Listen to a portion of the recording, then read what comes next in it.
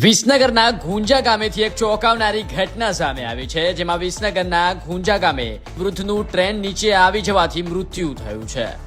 વિસનગર તાલુકાના ગુંજા ગામેથી દુઃખદ ઘટના સામે આવી છે।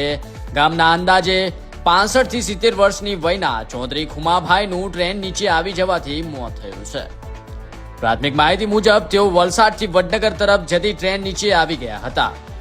ઘટના અંગે જાણ થતાં જ રેલવે પોલીસે તાત્કાલિક કાર્યવાહી શરૂ કરી હતી અને વિસનગર તાલુકા પોલીસ પણ ઘટના સ્થળે પહોંચી હતી। ગામમાં થયેલા અચાનક મોતના કારણે ગુંજા ગામમાં શોકનો માહોલ પણ છવાઈ ગયો છે। વિસનગરના ખૂણે ખૂણાની ખબરો માટે અમારા પેજને અત્યારે જ ફોલો કરો।